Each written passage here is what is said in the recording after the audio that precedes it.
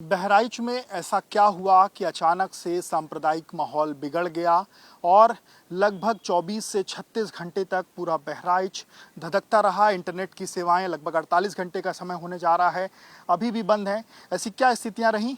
पीछे जो तस्वीर आप देख रहे हैं ये बहराइच में जो महसी का महाराजगंज क्षेत्र है, वहाँ पर ये मस्जिद है और उसके बगल की जो छत है वो तस्वीरें मैं आपको दिखाऊं। वहाँ पर भी आपको कुछ बोतलें दिख रही होंगी, बोतलों के कैरेट दिख रहे होंगे। यहाँ के जो प्रत्यक्षदर्शी हैं उनके मुताबिक सबसे पहले जब मूर्ति आगे से बढ़ी तो वहाँ से जो है उस छत से जो है वो कहीं ना कहीं कुछ ईंटें, पत्थर और बोतल की कैरेटें जो हैं वो कुछ फेंका गया, जिसमें शुरुआती तौर पर पत्थर फेंकने की बात निकल के सामने आ रही है, जिसमें जो मूर्ति है वो खंडित हो गई थी।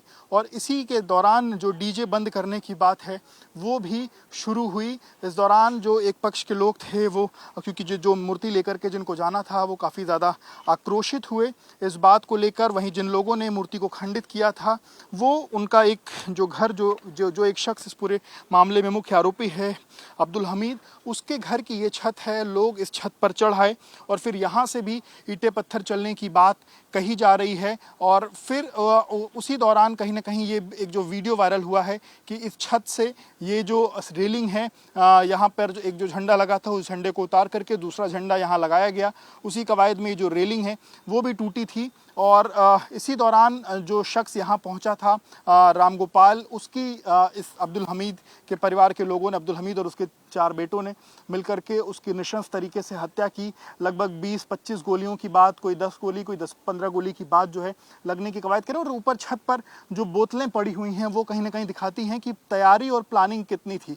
ये जो बोतलें हैं ये बोतलें ऊपर से नीचे फेंकी जा रही थी। ये जो ईंट पत्थर हैं ये ईंट पत्थर दर्शाते हैं कि तैयारी थी कि ऊपर से पथराव किया जाएगा। और जो पथराव है वो कहीं ना कहीं इन्हीं चीज़ों से, इन्हीं पत्थरों का इस्तेमाल करके हुआ था। ये जब तमाम चीज़ें हुई और जब राम गोपाल को यहाँ पर खींच करके वो जो सामने की तरफ में दाहिने हाथ पे आप सीढ़ी देख रहे हैं, उस सीढ़ी से राम गोपाल को नीचे जो अब्दुल हमीद के जो परिजन थे, अब्दुल हमीद के जो बेटे थे, वो उनको नीचे लेकर के गए।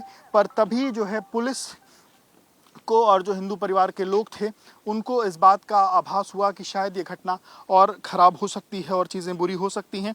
उसके बाद ये जो दूसरे घर से, जिस घर से मैं रिपोर्टिंग कर रहा हूँ, इस घर की छत से एक पक्ष के लोग ऊपर चढ़े, इन सीढ़ियों से वो लोग ऊपर चढ़े और उसके बाद इस घर से जा कर के जो राम गोपाल है उसकी बॉडी को लेकर इसी रास्ते वापस गए। हम नीचे चल के तस्वीरें दिखाएं, उसके पहले एक बार जो अब्दुल हमीद है उसके घर की तस्वीरें भी दिखा दें। ये अब्दुल हमीद का घर है, अंदर जो किया गाड़ी है वो खड़ी है। उसके जो जब से ये इतवार को घटना हुई है उसके बाद से ये जो परिजन हैं वो पूरी तरीके से यहाँ से फरार हैं। अंदर आप देखेंगे कि जो कपड़े लत्ते हैं वो पड़े हुए हैं, बर्तन हैं, जूठे साफ बर्तन वो कहीं ना कहीं यहाँ पड़े हुए हैं। अंदर जो घर में चीज़ें जैसी फैली थी वैसी ही जो चीज़ें हैं वो कहीं ना कहीं फैली हुई हैं।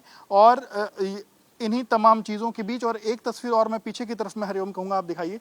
पीछे भी देखिए बड़ी संख्या में ईंटें पत्थर